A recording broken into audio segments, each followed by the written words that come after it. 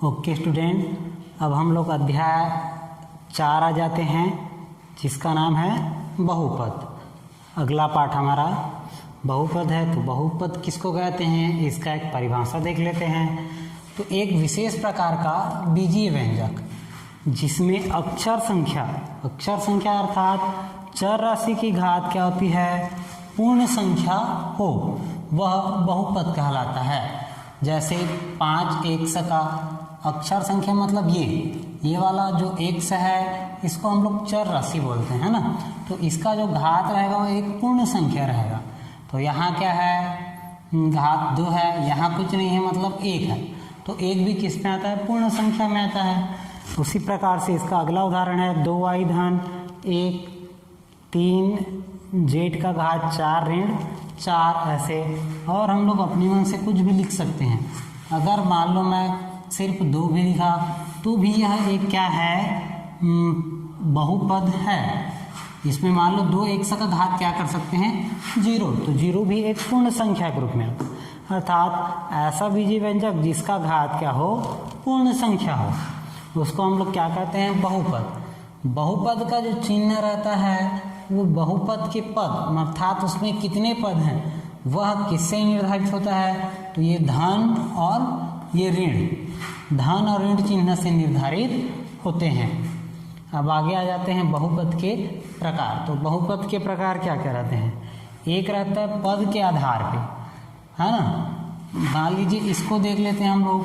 तो इसमें क्या है, 1 2 ही है, मतलब इसमें क्या होगा, 2 द्विपदीय। अगर मान लो 2y लिखा तो इसमें 1 पद है, तो इसको बोलेंगे एक पदीय बहुपद। उसी तरह से 2y का वर्ग धन 1 लिखा तो ये 2 आ गया, ये होगा द्विपदीय बहुपद। उसी प्रकार से अगर 3 पद आया, 3x का वर्ग धन 2x धन 1, इस प्रकार से इसमें 1 2 3 पद हैं, तो ये क्या हो जाएगा, त्रिपदीय बहुपद। उसी प्रकार से और आगे बढ़ते जाएगा, जितना भी बढ़ेगा वे पद के प्रकार होते जाएंगे। अब आ जाते हैं बहुपद की घात। तो बहुपद की घात में देखना है जिसमें अधिकतम जो चर राशि होगा उस बहुपद में जिसका घात अधिकतम होगा वही उसकी घात कहलाएगी।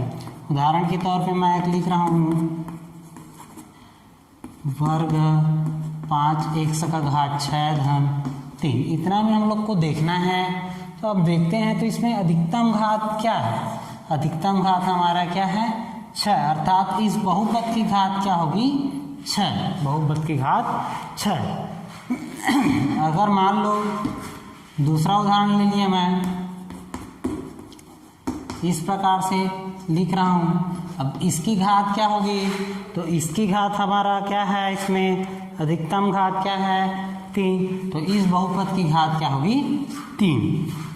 अब अचर बहुपद। तो अचर बहुपद किसको कहेंगे, एक संख्या में लिखा, सिर्फ 3 लिखा है ना, तो 3।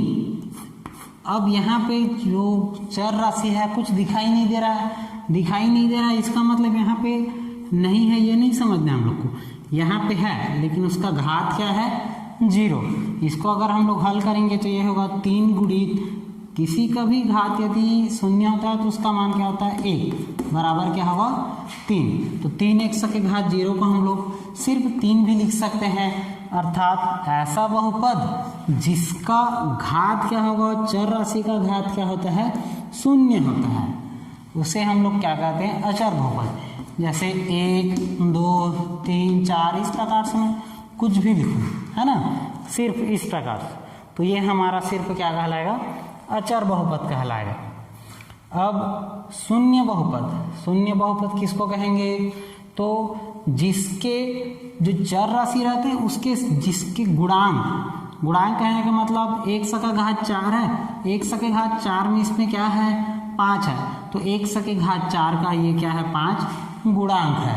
उसी प्रकार से 1 का वर्ग का गुणांक क्या है, 3 है, 1 के घात 6 का गुणांक क्या है, 5 है, ऐसे, है ना।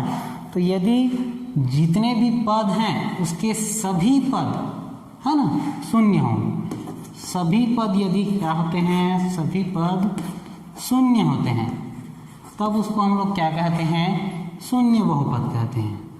शून्य हो तो उसे शून्य बहुपद कहा जाता है, शून्य बहुपद कहा जाता है। अब उसके बाद आ जाते हैं बहुपद को पहचानना। बहुपद को किस प्रकार से पहचानेंगे कि कौन सा बहुपद है और कौन सा बहुपद नहीं है। तो परिभाषा में हम लोग पहले ही पढ़ चुके हैं कि वह बीजीय व्यंजक जिसमें चर राशि का घात क्या हो, पूर्ण संख्या हो।